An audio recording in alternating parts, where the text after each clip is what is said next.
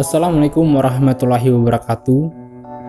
Perkenalkan, nama saya Kiki Sanakri, NPM 1961201034, Prodi Manajemen. Di sini saya mengambil mata kuliah Ekonomi Pembangunan. Dosen pengampunya yaitu Bapak Muhammad Gali Joman Ari Pribowo, SPD MM. Di mata kuliah ini saya diberikan tugas yaitu menganalisa pembangunan infrastruktur di desa dari masa ketertinggalan sampai adanya proses pembangunan. Di dalam tugas ini saya mengambil atau menganalisa pembangunan yang ada di desa saya sendiri, yaitu desa Mano 91, Kecamatan Padangguci Hulu, Kabupaten Kaur, Provinsi Bengkulu. Baik, di sini saya mewawancarai seorang narasumber, yaitu Bapak Sairun selaku tokoh masyarakat di Desa Mano 91. Bapak Sairun ini sudah sangat lama tinggal di desa ini. Beliau kurang lebih sudah sekitaran 40 tahun tinggal di Desa Mano 91. Bapak ini tentunya sangat mengetahui bagaimana proses perkembangan pembangunan infrastruktur yang ada di Desa Mano 91. Baik, langsung saja kita lihat cuplikan sedikit video wawancaranya.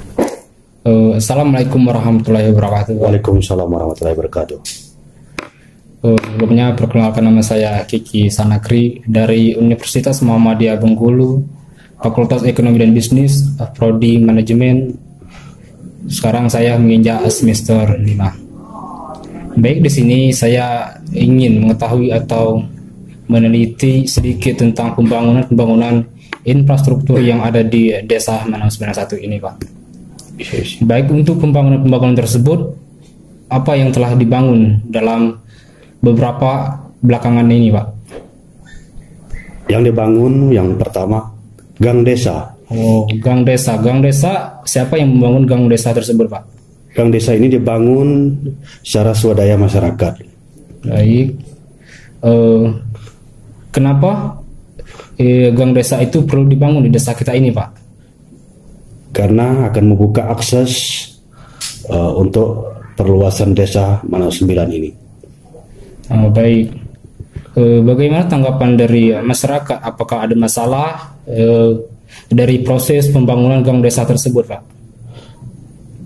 Awalnya masyarakat memang setuju dan mengusulkan untuk dibuatnya jalan atau gang desa tersebut. Baik. Baik, untuk pembangunan selanjutnya ada apa lagi, Pak? Sumur bornya.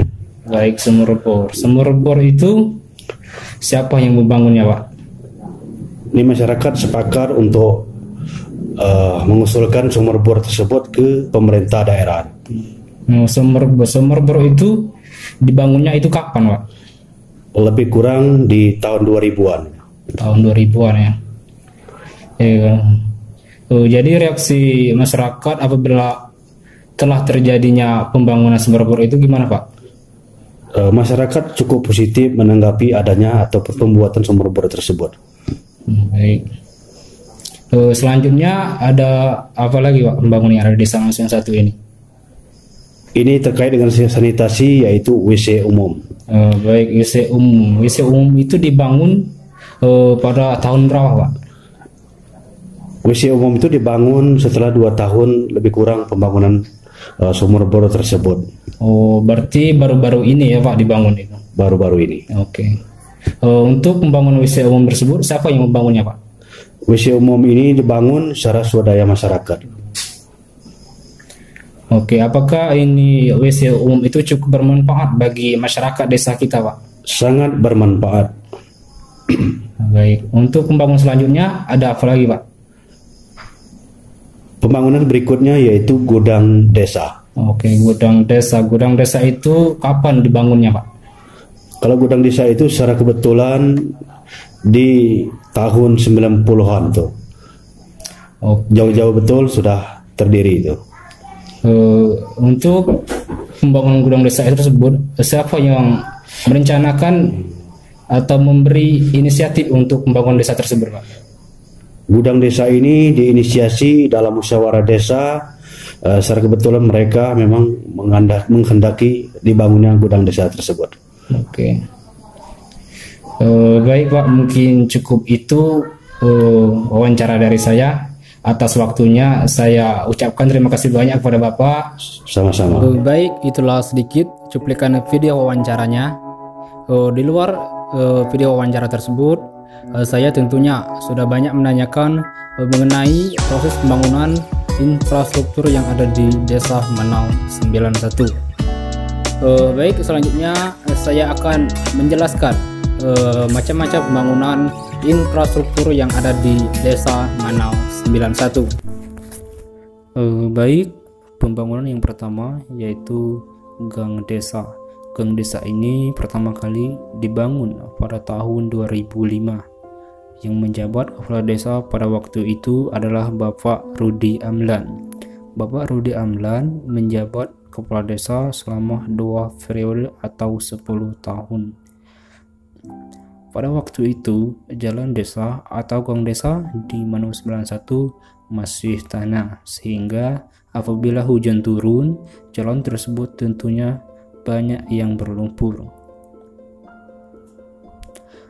Jalan desa ini dibangun secara bertahap, mungkin itu karena keterbatasan akan anggaran dana desa atau ADD.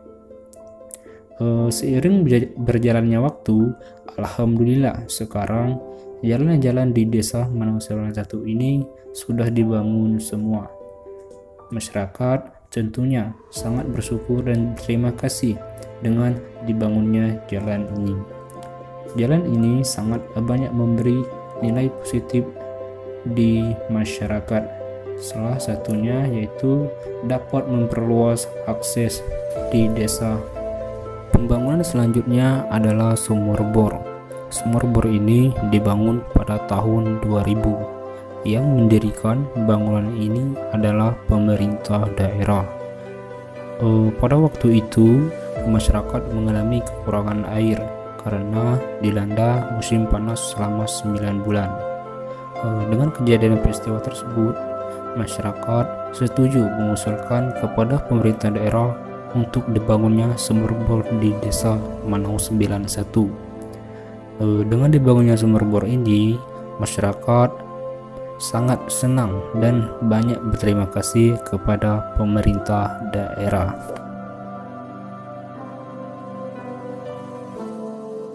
Untuk pembangunan selanjutnya adalah WC umum atau MCK.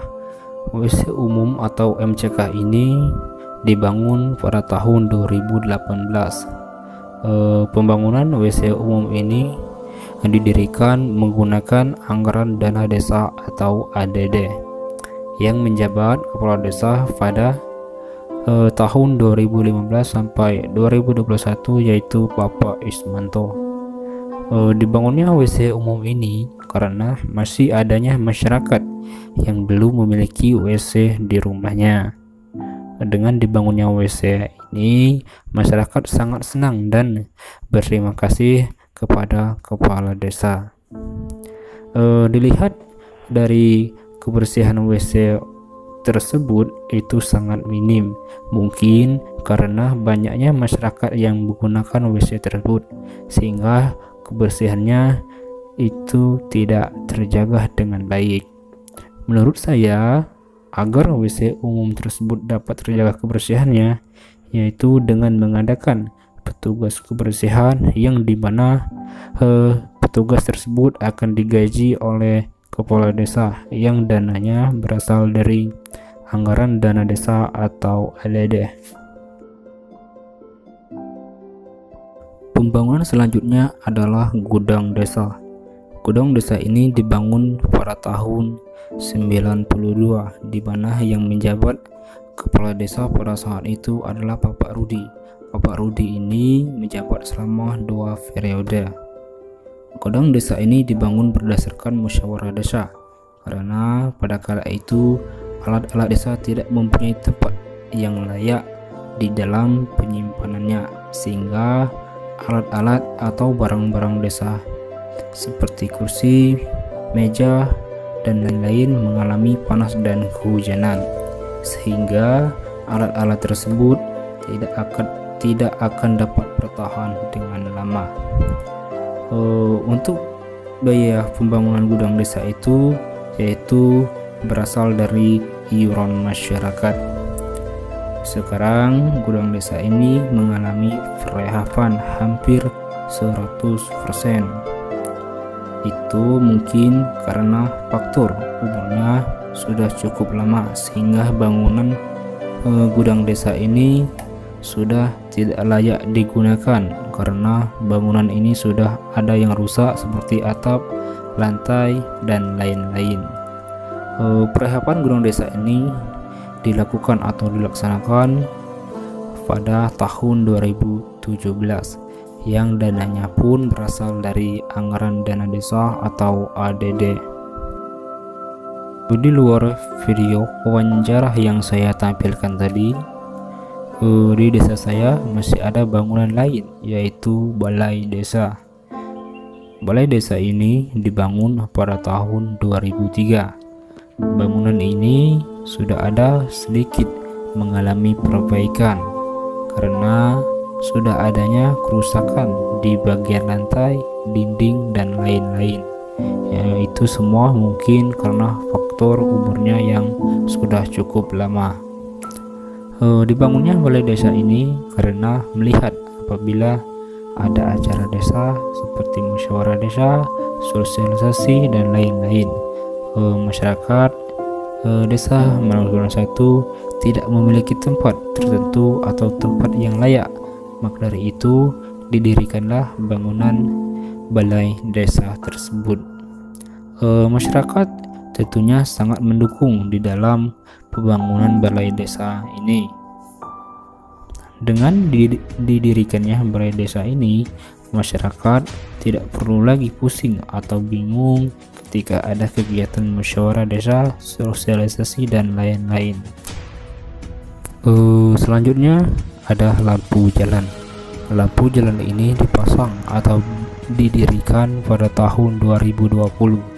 Yang menjabat kepala desa pada saat itu adalah Bapak Firi Sukani sebagai VJS di tahun 2020. Lampu jalan ini berasal dari bantuan pemerintah. Lampu jalan ini dipasang di titik-titik jalan tertentu yang kurang penerangan lampu pada malam hari. Ini tentunya sangat memberi manfaat bagi masyarakat. Apabila pada malam hari lampu-lampu jalan tersebut memberikan cahaya yang terang di badan jalan dan sekitaran rumah warga. Untuk selanjutnya adalah traktor. Bantuan traktor ini pertama kali diberikan pada tahun 2013. Yang memberikan bantuan tersebut adalah Bapak Herman Malik selaku Bupati Kaur pada tahun 2011 sampai 2016. Di desa saya sekarang ini lagi musim panen padi. Alhamdulillah hasil panen padi pada musim ini sangat memuaskan.